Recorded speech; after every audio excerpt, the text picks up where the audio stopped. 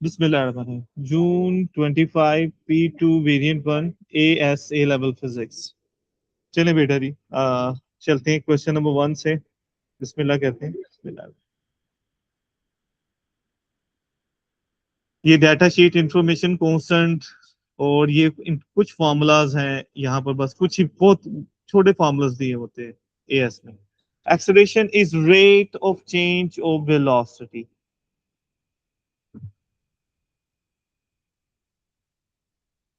Rate of change in कह लें, change of कह लें, mean the same, right. Next, difference difference in वो क्या कहते हैं चेंज इन उसको। वेलोसिटी पर यूनिट टाइम। हाँ वो कर सकते हैं। ठीक है, कर लें।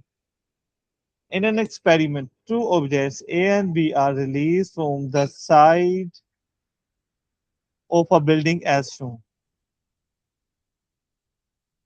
अब वो A यहाँ पर अभी A is released from rest. A rest से हम रिलीज करते हैं from a height of 14 metre, और B is released with initial upward velocity, ऊपर की तरफ फेंकते हैं U at a height of 3.6 above the ground. Both objects take the same time to reach the ground and they do not collide with each other. Air resistance is negligible. दोनों को एक जैसा time लगता है। Calculate the time taken for the object to A to reach the ground. वही time B का भी होगा, ये ध्यान में रखना। अच्छा, ए को कितना टाइम लगेगा? हमें पता है उसकी इनिशियल वेलोसिटी 0 है और डिस्टेंस गिवन है, टाइम चाहिए। तो कौन सा फॉर्मूला यूज, फाइनल वेलोसिटी नहीं पता, तो विदाउट फाइनल वेलोसिटी एक ही फॉर्मूला है, ये वाला, जिसमें फाइनल वेलोसिटी नहीं आती। इक्वेशन, अब ये डिस्टेंस है 14, इनिशियल वेलोसिटी 0 से टाइम चाहिए, तो वो तो वैसे 0 कैंसिल ही हो गया ना। एक्सेलरेशन 9.81 होता है अगर ए रेजिस्टेंस निग्लिजिबल हो, तो टी स्क्वायर। अच्छा समझो अब ये नहीं है, तो ये इधर आकर डिवाइड हो जाएगा। टाइम की वैल्यू मुझे बताओ कितनी आएगी, can you solve it? 2 multiply हो जाएगा, 9.8 डिवाइड हो जाएगा, तो 2 मल्टीप्लाई बाय 14 डिवाइडेड बाय 9.81, लेकिन वो टी स्क्वायर आएगा तो उसका स्क्वायर रूट ले लें।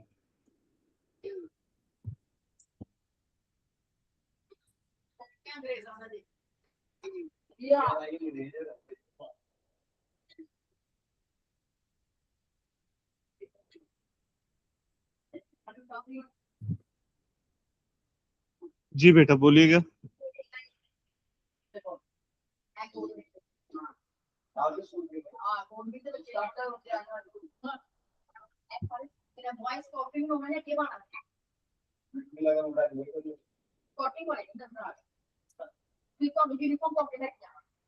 जी बेटा जी,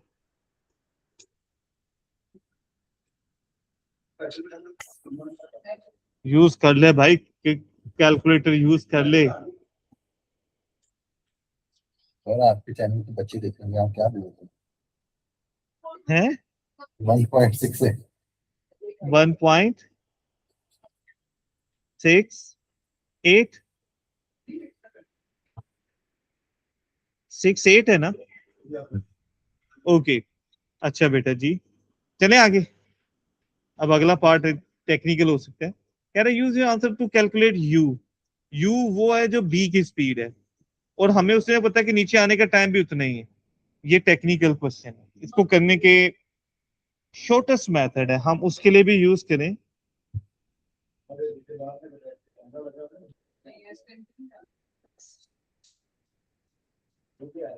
अब उसके लिए ये डिस्प्लेसमेंट बी के लिए 3.6 है,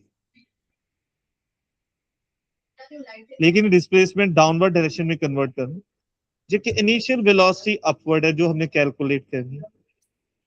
टाइम उसका भी 1.68 है,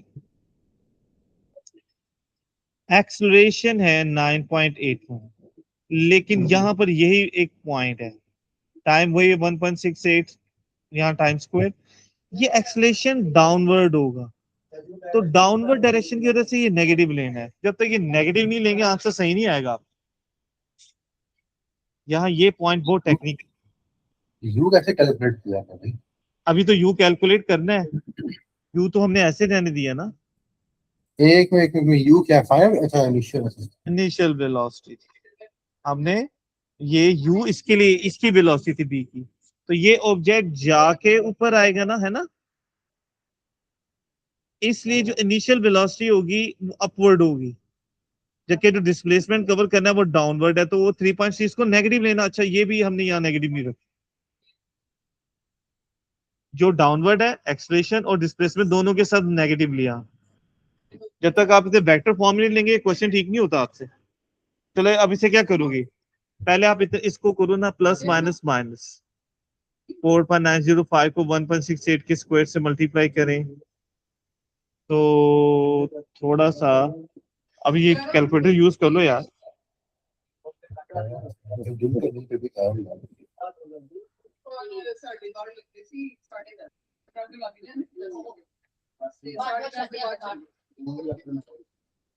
लेकिन चलते थे नहीं ना, खड़े रहते।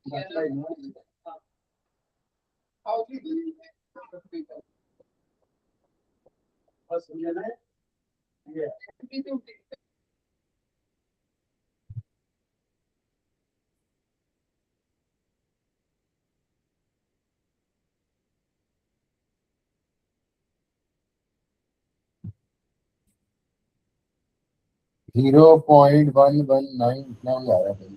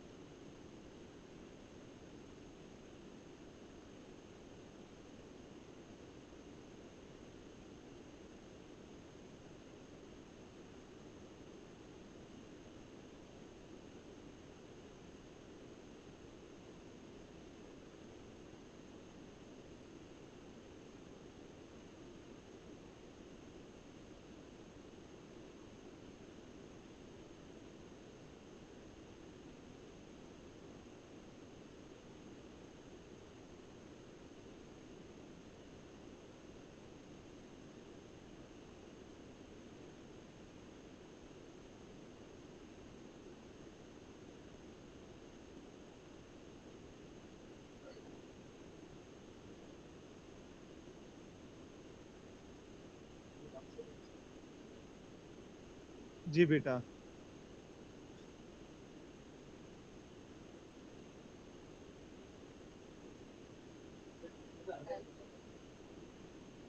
जी I hope you can hear, थोड़ा इंटरनेट में ग्लिच आ गया था बेटा। जी बेटा can you hear me clear? हाँ। ओके अच्छा ये 0.12 आ गया राइट।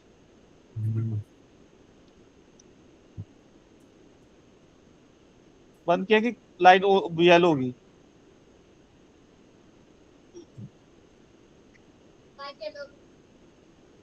ठीक है, ओके। अच्छा एक मिनट, इंटरनेट में ना थोड़ा ग्लिच आया है, मैं एक मिनट चेक कर लूँ।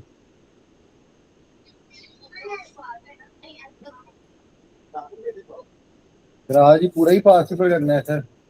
जी जी, सर जी बहुत टाइम कैलकुलेट। करते हैं आप अपनी।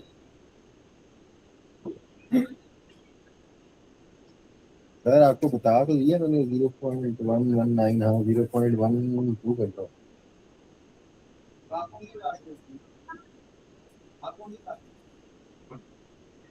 ओके, अच्छा हम चलते हैं आगे, इंटरनेट की वजह से मैं रुक गया था जी। In a second experiment, object V is released from the same height and given the same initial velocity, but are released at an angle theta to the vertical. State and explain whether the time taken for the object to reach the ground is less than or same as greater or greater than the time in V1.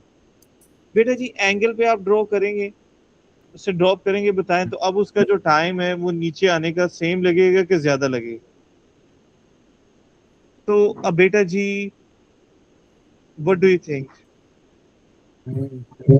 कि अब ऊपर लगेगा नीचे, तो जो नीचे वाली movement है वो एक ही रीजन से है, वो ग्रेविटी, तो ग्रेविटी का इफेक्ट क्या होगा? सेम इफेक्ट होगा, ठीक है। तो स्टेट एंड स्पेन तो हम कहेंगे कि टाइम स्टेज द सेम, और क्यों सेम रहेगा? एज फॉर वर्टिकल मूवमेंट, बस एंगल पे फेंका तो वो ज्यादा आगे तक चला जाएगा। Acceleration and displacement stay the same. हाँ एक्सेलरेशन डिस्प्लेसमेंट क्यों सेम रहेंगी? भाई वर्टिकल डिस्प्लेसमेंट है ना, वर्टिकल। तो डिस्प्लेसमेंट बढ़ेगी क्या? ठीक है बेटा। अच्छा एक मिनट ठहर जाना बेटा, जरा ना मैं एक मिनट मुझे देना।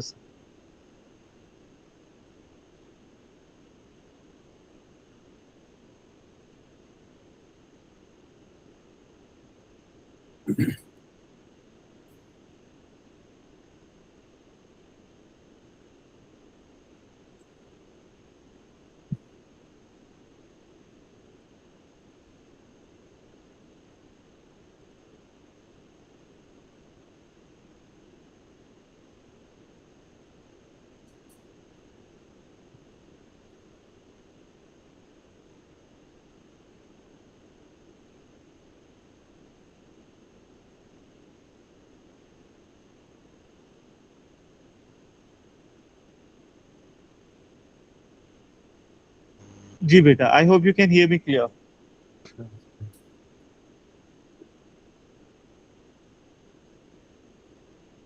ओके, एक मिनट मैं नेट के साथ में चेक करता हूँ, नेट को कह रहा था ये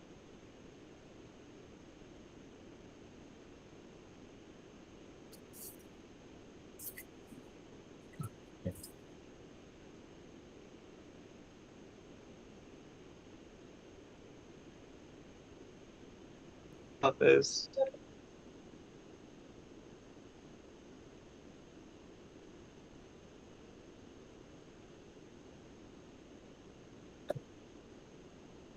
ओके बेटा जी, अभी कोई नेट नहीं आ रहा, चलिए हम अपने नेट से कर रहे हैं, मोबाइल से। Can you hear me clear? अच्छा जी आगे चलिए। By considering energy state and explain the effect of the change in release angle on the speed at v, which v reaches the ground. अच्छा, by considering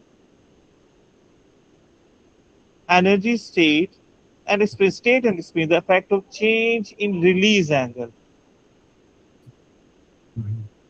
on the speed at which v reaches the ground. by considering energy, Stein explains the effect of change in release angle. अच्छा angle change करने से ground पे पहुंचने की speed पर इसका क्या ताल्लुक होएगा? जी बेटा, कोई भी चीज जब हम एंगल पे रिलीज करते हैं ना, तो उसकी horizontal velocity stage the same पूरी मूवमेंट में, राइट? तो हॉरिजॉन्टल वेलोसिटी होती है, जैसे u है तो u cos थीटा होगी, राइट? अब वो जब जमीन को टकराएगी ना ये, तो तब भी उसका एक हॉरिजॉन्टल कंपोनेंट होगा, वर्टिकल कंपोनेंट, और जो रिजल्टेंट वेलोसिटी है वो उन दोनों को कंपोनेंट है। तो इसका मतलब वर्टिकल कंपोनेंट तो क्योंकि सेम हाइट की वजह से वो वर्टिकल मूवमेंट में वही रहेगा, हॉरिजॉन्टल कंपोनेंट दोनों मर्तबा इन्वॉल्व है, जाते हुए भी आते हुए भी। तो जमीन को टच करते हुए तो हॉरिजॉन्टल कंपोनेंट। अच्छा, हॉरिजॉन्टल कंपोनेंट है u cos थीटा। इसका मतलब अगर हम एंगल इंक्रीज करेंगे तो कोस में एक अजीब बात है, कोस थीटा में एंगल इंक्रीज करते वैल्यू कम होती, यानी ये कम होगा तो हॉरिजॉन्टल कंपोनेंट कम होगा, तो यहाँ पर कोई भी जो वेलोसिटी होगी इस पॉइंट पर वो होगी हॉरिजॉन्टल वेलोसिटी का स्क्वायर प्लस वर्टिकल कंपोनेंट का स्क्वायर, राइट? तो बेटा, as angle theta increases cos theta, the horizontal velocity decreases, so does the reaching speed, वो भी कम होगी। तो इस बात को आप एक दूसरी साइड से भी रिप्रेजेंट कर सकते हो कि एंगल कम कर दो, सब कुछ उल्टा हो जाएगा, डिक्रीजेस। तो अभी आंसर यही है कि as angle increases the horizontal component of the velocity will decrease, और वो क्योंकि स्टे रहता है ना, सेम रहता है पूरी मूवमेंट में, सो तो वही हमारी पूरी वेलोसिटी का दो पार्ट्स पे डिपेंड करती है, हॉरिजॉन्टल वर्टिकल दोनों पे। तो वर्टिकल कंपोनेंट तो अपनी हाइट की वजह से है, वो तो वही उसी हाइट से फेंक रहे हैं आप।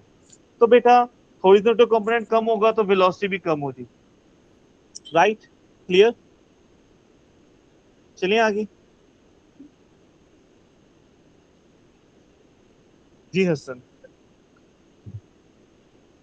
हसन मुहा करते रहना, नेट का मुझे नहीं पता चला बीच में होता है कि नहीं। ठीक है, चलिए आगे।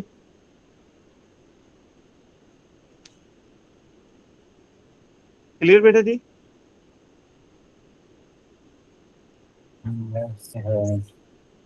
Okay, thank you for responding. आगे चलें।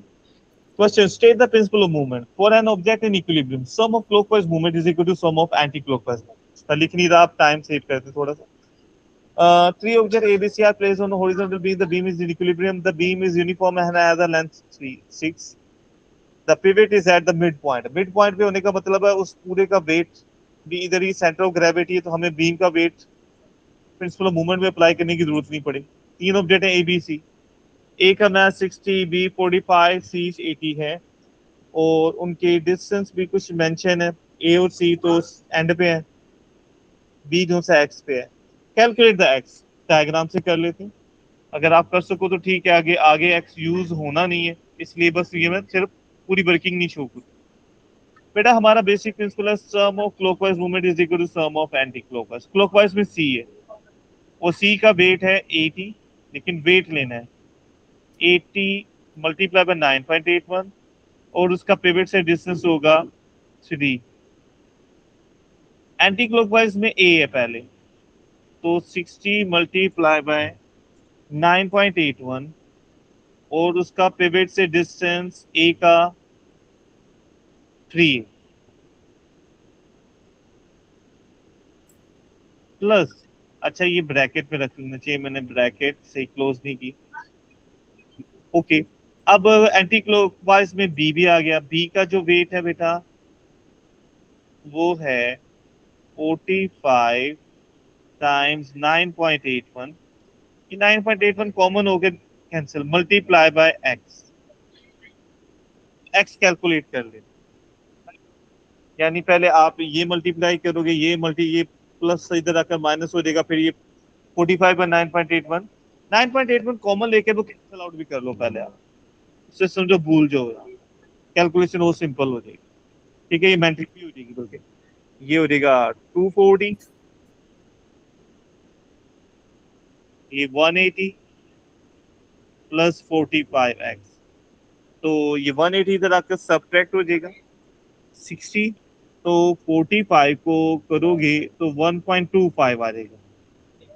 60 को आप डिवाइड बाई करें 45 मिनट है जो ये ऐसे मैंने कर लिया है 1.33 सॉरी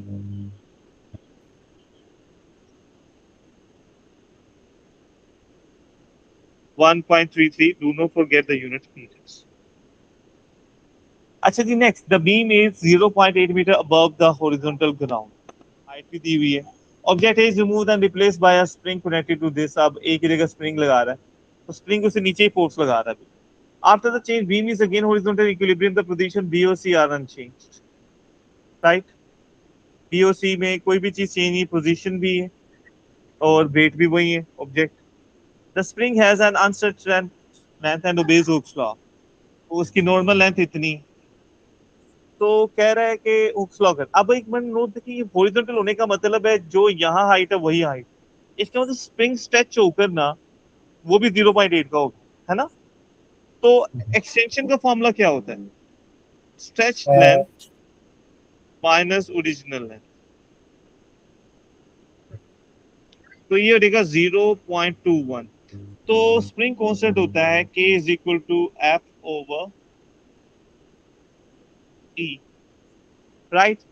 अच्छा अब फोर्स कितनी लगाएंगे? फोर्स के लिए कह रहा है कि पोजीशन इक्विलिब्रियम में है। इसका मतलब सी और बी जितना फोर्स लगा रहे हैं तो फिर ये वो उतने उसके वेट के बराबर फोर्स लगाएगा, है ना? क्योंकि सब कुछ बिल्कुल उससे सीधा रहना है। तो यहाँ पर हमने कितना वेट अटैच किया था? ए था, ए था 60 kg। तो इसका मतलब ये उतनी ही फोर्स लगा रही होगी तभी बैलेंस रहेगा ना, बाकी सब कुछ वही है। इसका मतलब इसके लगाने से भी फोर्स चेंज नहीं हुई। तो ये जो डाउनवर्ड फोर्स लगा रहा है वो वेट के ए ऑब्जेक्ट के वेट के इक्वल, राइट? तो फोर्स वेट के इक्वल है, वेट होता है mg। तो m कितना 60 था ना उसका मास, g 9.81 है और extension 0.21। Now you can solve it. हो जाएगा ना बेटा? फिर क्या कर लेते इलास्टिक पोटेंशियल एनर्जी। तो पोटेंशियल एनर्जी के इलास्टिक पोटेंशियल एनर्जी का फॉर्मूला होता है half F E. F E होता है उसके अंदर टेंशन, ठीक है? तो टेंशन फोर्स वैसे हमने कर ली, ये भी फॉर्मूला हमारे पास है। और एक फॉर्मूला होता है हाफ के E square spring constant into E square. तो दोनों और से कर ऊपर लो। वाले के अंदर जो उसमें बी और सी दिए हुए तो आपने ए का वेट बन जाए। नहीं बेटा वो देखो बी और सी अगर आप देखें पहली वाली डायग्राम कि यहाँ ए बी और सी तीनों ने मिलकर ए बैलेंस किया हुआ ना इसको हॉरिजॉन्टल। अच्छा बी और सी की जगह आप वही थे मैं बी और सी ए की जगह स्प्रिंग लगा दिया। अब ये वेट किधर फोर्स लगा रहा था? डाउनवर्ड ना। तो उसने क्या ए की जगह आपने स्प्रिंग लगा दिया है और वो उसी तरह ही बैलेंस्ड है तो वही। सर फिर ए तो रिमूव हो गया ना, उसने लिखा तो ए का तो कोई फोर्स नहीं लग रही, हम बी और सी ए कंसीडर करेंगे। नहीं बेटा जी फिर अब उसकी जगह स्प्रिंग फोर्स लगा रहा है ना, स्प्रिंग उसे नीचे खींचेगा ना। तो इसका मतलब स्प्रिंग उतनी ही फोर्स लगेगा तभी ये बैलेंस होगा ना, अच्छा अच्छा सर। राइट? क्लियर? अच्छा अब इलास्टिक पोटेंशियल एनर्जी के दो फॉर्मूले हैं, हाफ एफ इंटू एफ यही वाली फोर्स जो ए लगाएगा जो हमने यहाँ की है इंटू ई ये वाली है। हाफ एफ इंटू ई लगाने या हाफ के ई स्क्वायर के अब हमने यहाँ कैलकुलेट कर लिया था ना। तो वो इंटू हाफ के ई स्क्वायर दोनों फॉर्मूला लगा सकते कर लेंगे ना आप, नहीं सर आप राइट? करेंगे। चलो बेटा ये अभी कर लो, तुम कैलकुलेटर पकड़ो। तुमने आंसर बताने हैं। फोर्स उसकी जो सी होगी 80 इंटू 9.81 और ई जो सी है 0.21। आप कर लोगे? लास्ट पार्ट है। एक मिनट एक मिनट एक मिनट। 280.85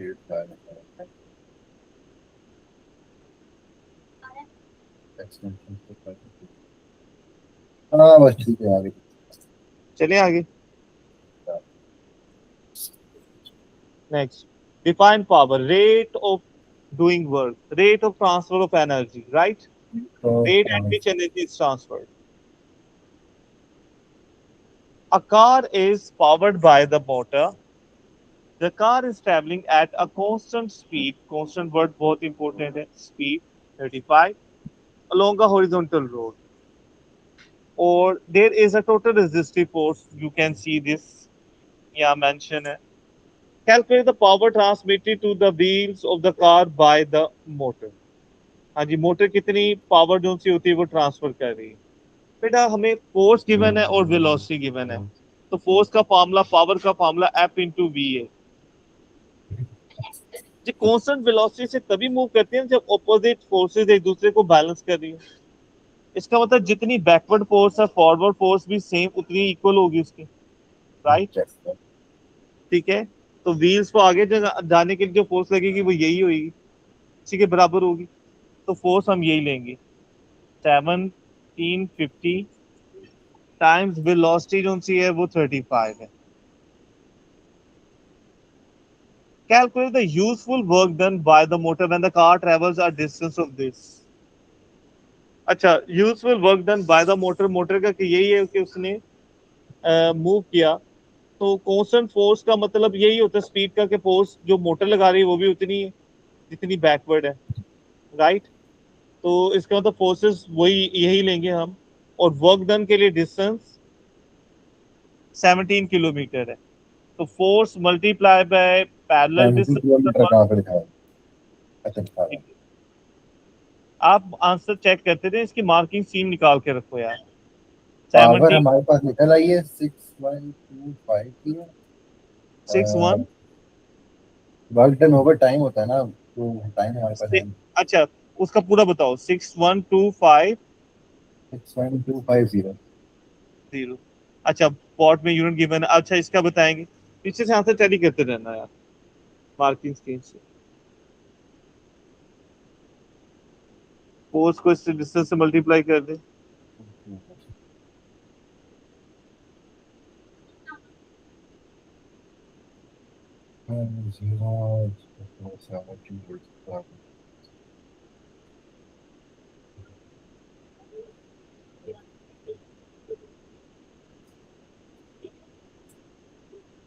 राइट बेटे जी,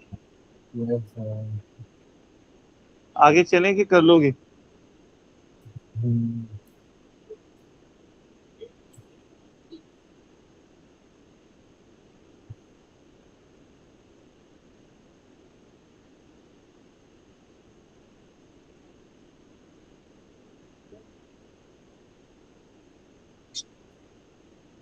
ये क्या आंसर आया इसका?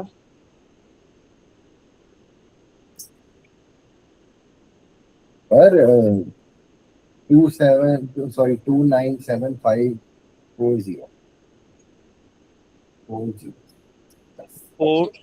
राइट. 40 मतलब 40. हाँ, टेट्रा जीरो को ना स्टाइल में तुम भी 000 टेट्रा जीरो. राइट, आंसर पीछे से टैली करते जाइएगा. नेक्स्ट कह रहा है the potential difference across the motor has a constant value of this and the motor has, अच्छा, efficiency 85%. Calculate the current in the motor. देखो बेटा, ये जो हम उसे वोल्टेज मोटर को दे रहे हैं चलाने के लिए, ये इनपुट है. ठीक है, इनपुट वोल्टेज. तो पावर करंट फाइंड करना है V और I. 85% है और वो आउटपुट पावर ये है. इसका मतलब दिस आउटपुट पावर ये है जो हमने कैलकुलेट की, जो व्हील को ट्रांसफर हुई है, ये आउटपुट है. और ये आउटपुट पावर असल में कितना है, एफिशिएंसी कितना है, 85%. मींस ये जो पावर है 6125 is 85% of input power VI. Right, तो उसमें आपको आंसर साथ साथ चैली करते रहना यार मार्किंग स्कीम से. Voltage is 600 multiply by I. अच्छा, ये 2 0 से कैंसिल हो गई, तो 6 मल्टीप्लाई बाय 85 इधर डिवाइड हो जाएगा. तो 6125 डिवाइडेड बाय 6 एंड 85. ये तो कैलकुलेटर ने करना है. This will give you the current in amperes, right? 120 आ रहा है, 20 आंसर आया, 120। 120। ओके, अच्छा चेक कर लो, वैल्यू बहुत बड़ी है। हाँ मैं भी फिर से मार्किंग स्कीम से चेक करते जाओ ना सारे आंसर।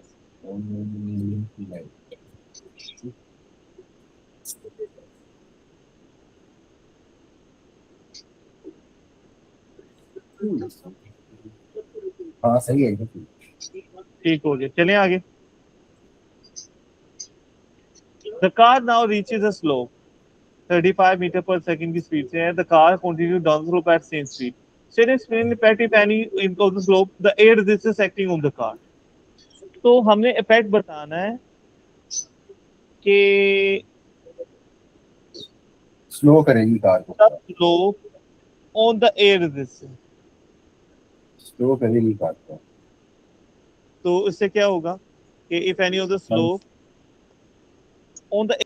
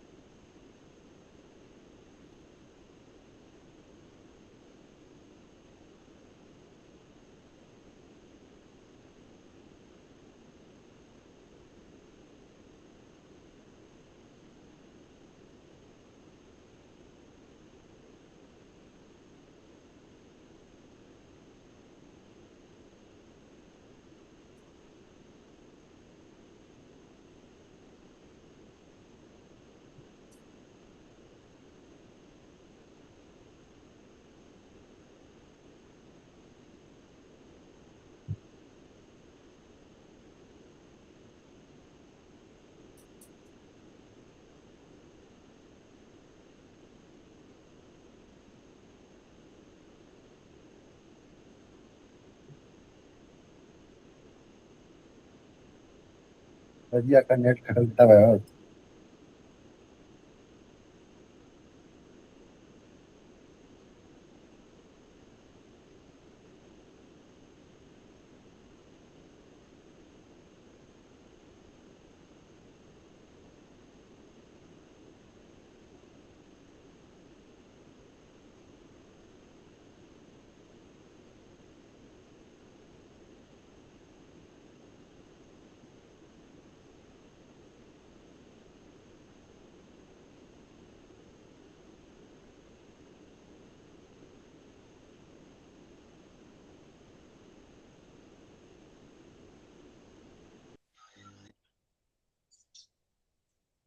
ओके, इंटरनेट आ गया हमारा।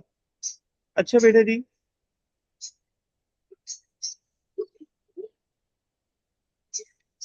अच्छा सेम स्पीड से नीचे आ रहा है, तो सेम स्पीड है तो एयर रेजिस्टेंस तो स्पीड पे डिपेंड कर रही है ना, दैट स्टेज द सेम। ठीक है, करंट इन द मोटर। तो यार नीचे आने में ग्रेविटी हेल्प नहीं करेगी? इसका मतलब हमें इनपुट उतना ही स्पीड फाइंड करने के लिए जोर लगाने की जरूरत नहीं है। सर ये समझ नहीं आई, स्टेज द सेम क्या मतलब, क्या बोल रहा है? देखो, हम सेम स्पीड से नीचे आ रहे हैं ना, हाँ तो एयर रेजिस्टेंस तो स्पीड पे डिपेंड कर रही है ना। तो हाँ, तो स्लोप के होने का क्या फर्क पड़ेगा? क्या? हाँ सेम, हाँ ठीक है ठीक है ठीक है। ठीक है, current in current in the motor. अब देखो बेटा, मोटर का जो करंट है उससे नीचे लेकर, तो नीचे आते ग्रेविटी खुद ही हेल्प नहीं करेगी नीचे आने में, वो बंद भी कर दे तो नीचे आ जाएगी, है ना, तोड़ हाँ, दे। तो इसके मतलब नीचे आने में कम एनर्जी रिक्वायर्ड है, तो current less current is required. पर वो तो सेम स्पीड पे जा रहा है, करंट तो उतना ही लग रहा है उस स्पीड को प्रोड्यूस करने के लिए। इतना माशाल्लाह ना, इतने हाँ भाई। उसी स्पीड से लेकर आना है ना। तो अब ग्रेविटी उसे खुद हेल्प कर रही है नीचे आने में। तुम बताओ, किसी स्लोपिंग ऑब्जेक्ट रखो तो नीचे खुद ही नहीं आएगा, अच्छा अच्छा लेकिन अच्छा। आपने उसे एक स्पीड देनी है, तो यानी जोर लगेगा लेकिन लेस करंट इज रिक्वायर्ड, क्योंकि ग्रेविटी सपोर्ट्स, राइट, कि डाउनवर्ड मूवमेंट में ग्रेविटी हम्म, सपोर्ट्स, राइट, हेल्प करेगी उस नीचे आने में। जी बेटा चले आगे। Yes. Next question, state the principle of superposition.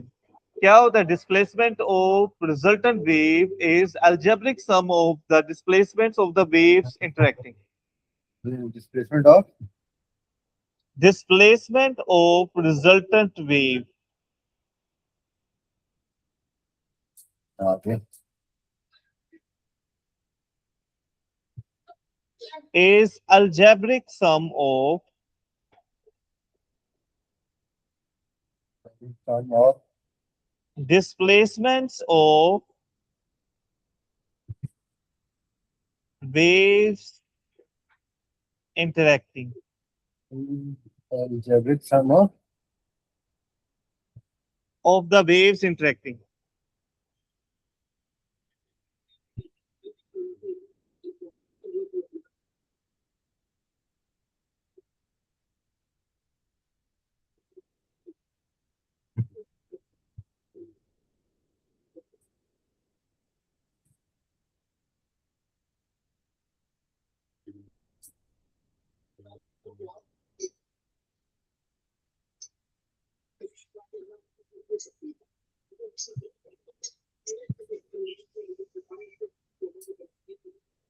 जी बेटा चले आगे।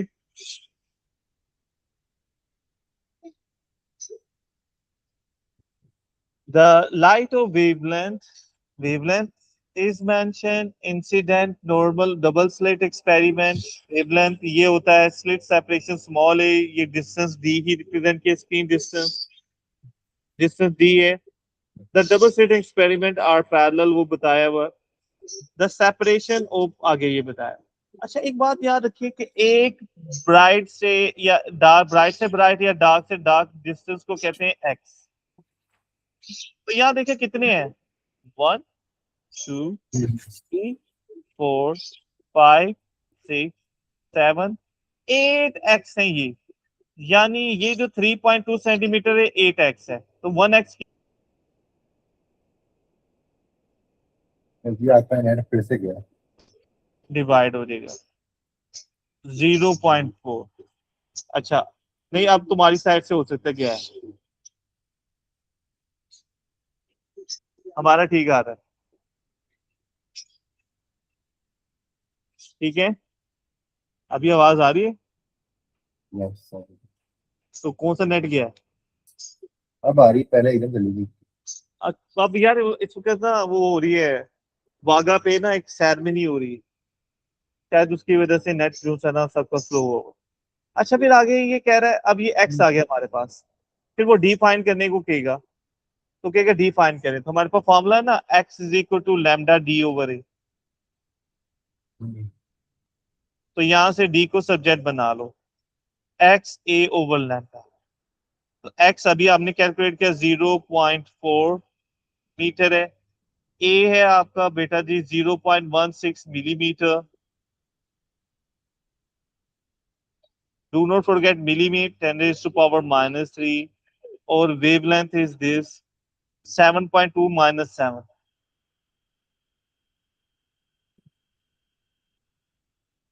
Right, I hope you will solve it. तो आगे चलते हैं। कह रहा है the slit separation is now gradually decrease from this to this, the distance between the centre of adjacent dark fringes is x।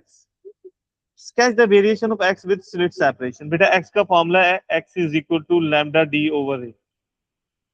तो नीचे वाले के साथ रिलेशन इनवर्स है, तो स्लिट सेपरेशन जो सा होता है ना वो a होता है। तो a का और x के इनवर्स रिलेशन है। यानी अभी हमने कहा कि अच्छा 0.04 लिखा हुआ है इसमें, ये तो उसने सिर्फ सेपरेशन लिखा हुआ है। तो हमारे पास क्या था, जब स्लिट सेपरेशन थी 0.16, तो हमारा x की वैल्यू ये थी 0.4, एक पॉइंट तो ये आ गया। अच्छा रिलेशन इनवर्स है, जब हम इसको हाफ करेंगे, यानी सिर्फ सेपरेशन को 0.16 से 0.0, तो वो डबल हो जाएगा। यानी जब हमने हाफ किया तो ये डबल हो गया। राइट। अच्छा इनवर्स रिलेशन, तो अगर हम और उसको 1/4 कर लें तो वो 4 टाइम्स ज्यादा हो जाएगा। तो 4 टाइम ये हो जाएगा। अब आपके लिए मैं थोड़ा एक्सप्लेनेशन दोबारा करने लगा। बेटा इनमें इनवर्स रिलेशन है ना। इनवर्स का मतलब है कि जितना एक टाइम इंक्रीज होगा उतना दूसरा टाइम डिक्रीज होगा। तो देखो, एक पहली तो हमें पहले ही पता था कि इतनी सिग्निफिकेंट सेपरेशन थी, उस पे एक्स की वैल्यू 0.4, राइट। तो ये पॉइंट तो यही हो। दूसरा, जब हम ए को हाफ कर लें, 0.16 का हाफ ये, तो वो डबल हो जाएगी। तो 0.4 का डबल 0.8। अच्छा, अगर हम इसको 0.04 कर लें, अगर गौर गौर से देखें तो ये 4 टाइम कम कर दिया ना, तो वो 4 टाइम ज्यादा हो जाएगी। तो 0.4 का 4 टाइम 1.6 होगा, 4 से मल्टीप्लाई करो तो ये हो जाएगा। यानी ये 3 पॉइंट्स हमारे पास आ गए। अब इन्हें ज्वाइन कर दें, this will give you the graph, right. चलिए आगे। मैं भी बहुत प्यारा हूँ। Yes, ओके, अच्छा बेटा जी, derivation आ रही है। Question 5, use the definition of speed v frequency and wavelength lambda two derive the wave equation. बेटा वेव स्पीड का फॉर्मूला होता है किसी भी चीज की स्पीड का distance divided by time, right बेटा जी। तो डेफिनेशन ऑफ वी फ्रीक्वेंसी ये कर लें, तो distance, if distance travelled by the wave is, कोई और मेथड भी हो सकता है, चले पहले ये कर लेते हैं। अगर डिस्टेंस इतना वेव ट्रेवल करती है तो उसके लिए जो टाइम होएगा एक वेवलेंथ का, वो टाइम पीरियड होता है। तो डिस्टेंस की जगह लैम्डा आ गया और टाइम की जगह कैपिटल टी। अच्छा, मैथमेटिकली हम ओवर वाली चीज को अलग करके लिख सकते हैं, 1 ओवर कट करके। तो 1 ओवर टी टाइम्स लैम्डा, तो 1 ओवर टी को कहते हैं एफ फ्रीक्वेंसी, है ना। तो ये डेरिवेशन आ गई हमारे पास। इसके अलावा कोई और हमारे पास डेफिनेशन, ये भी एक डेरिवेशन है। मेथड इसके अलावा भी हमारे पास हो सकते हैं। फ्रीक्वेंसी का number of waves per unit time, तो number of wavelengths divided by time. ठीक है, ये वो तभी यही आ जाए। क्लियर बेटा जी, चलिए आगे।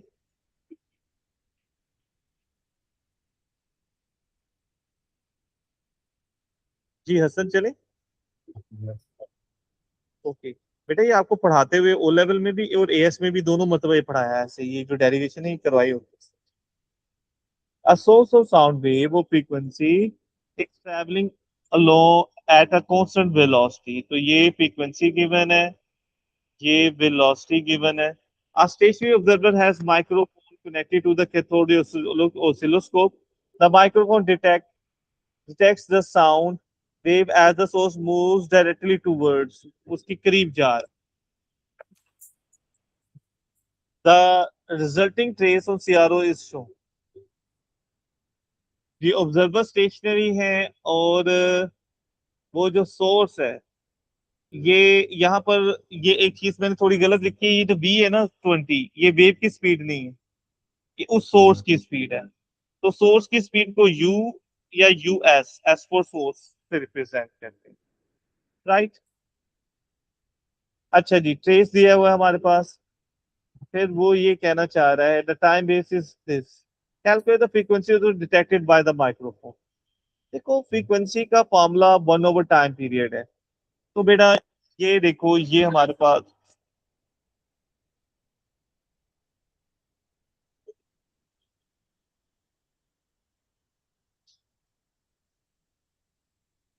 तो बेटा जी ये है टाइम पीरियड। तो ये कितने डिवीजन है, 1 2 3 4। और एक डिवीजन का मतलब ये है, तो टाइम पीरियड कितना हो जाएगा, 4 टाइम्स 1 मिली सेकेंड। ये हो जाएगा 4 मिली सेकेंड। मिली को नहीं भूलना, फ्रीक्वेंसी होता है 1 ओवर टाइम पीरियड, तो 1/4 मिली का मतलब -3, ये 250 आंसर आ जाएगा। और do not forget the unit hertz, right. तो मैंने थोड़ी कैलकुलेशन जल्दी कर ली मेंटली, ये फ्रीक्वेंसी कर ली। Determine the speed of the sound in air, तो speed of sound in air करना है, हमारे पास फॉर्मूला v है, 2 मार्क्स का है। तो अब हमें फ्रीक्वेंसी आ गई, फ्रीक्वेंसी का पता चल गया। साउंड की फ्रीक्वेंसी एक्चुअल में ये थी, और जो हमें डिटेक्ट हुई है वो 250 है। तो बेटा ये जो करीब आना है ना, ये क्या होता है? ये होता है ब्लू शिफ्ट। ब्लू शिफ्ट का फॉर्मूला होता है कि वो जो observe frequency F B blue shift, ये जो अभी फ्रीक्वेंसी की है वो ब्लू शिफ्ट है करीब आने पर, वो थी v/v minus US multiply by original frequency. भाई ब्लू शिफ्ट में यहाँ माइनस आता है, रेड शिफ्ट में प्लस आता है। ये v स्पीड ऑफ साउंड जो हमने फाइंड करनी है। तो ब्लू ये शिफ्ट है, पहला पार्ट आंसर है, पहला पार्ट। ये पहला तो 250 आ गया ना, वो हमने यहाँ सोल्व कर लिया। तो अच्छा हाँ। ठीक है, तो v हमने कैलकुलेट करना है, v माइनस, और सोर्स की स्पीड 20 है और ये 236। अब आप इसे सोल्व कर लें जैसे चाहते हैं आप, ये डिवाइड हो रहा है, इधर आकर मल्टीप्लाई हो जाएगा। हाँ ठीक तो 250 v माइनस 20 और v टाइम्स 236 टाइम्स v ही कह दिया, 250 v 236 v इधर आकर माइनस हो ठीक जाएगा। है सर, बस आगे चलो बना के चलो। ठीक है, तो 55,000 हो जाएगा इधर आकर, आगे कर लोगे है ना। नेक्स्ट चलते हैं आगे जी। A nichrome wire x of length and cross section area A is connected into the circuit, ये दिखाइए। The resistance is this, the cell has EMF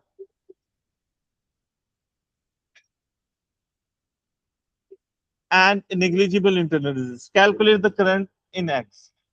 अच्छा, हमें ईएमएफ दिया हुआ है, यानी वोल्टेज गिवन है और रेजिस्टेंस गिवन है, तो current V is equal to IR।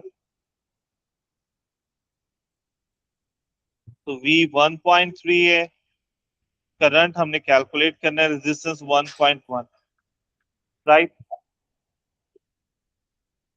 ये 1.1 जो मल्टीप्लाई हो रहा था इधर आकर डिवाइड करेंगे, बताएंगे आंसर। 1.3 डिवाइडेड बाय 1.1 कितना होगा? 1.1 1 point, kilometre. Right, ampere. The number density charge carrier is this, ये स्मॉल n होता है number density. Calculate the average drift velocity, बेटा एवरेज ड्रिफ्ट वेलोसिटी का एक ही formula, I is equal to nave NAVE। ठीक है, चार्ज कैरियर्स इलेक्ट्रॉन होते हैं, उसने खुद भी बताया, उसका ई चार्ज ऑफ इलेक्ट्रॉन है। अच्छा, करंट है, अब हमें वैल्यूज पता है, पहले रीअरेंज भी कर सकते हैं, मर्जी आपकी, मैं लिख रहा हूँ, पहले यार ये है ना। एरिया कितना गिवन है, ये ऊपर गिवन था 4.7 माइनस 7। स्पीड हमने फाइंड करनी है और ई की वैल्यू थी 1.6 10 माइनस 90, कर लेंगे। कैलकुलेट द रेजिस्टिविटी, रेजिस्टिविटी का formula R is equal to rho l over a है। हाँ ठीक है। तो यहाँ से रेजिस्टिविटी को आप सब्जेक्ट बना रहे आर ए ओवर है, तो रेजिस्टेंस 1.1 है, area 4.7 10 raise to power minus 7, और लेंथ की शुरू में गिवन थी 45 सेंटीमीटर, तो डू नॉट फॉरगेट वो सेंटी -2, राइट।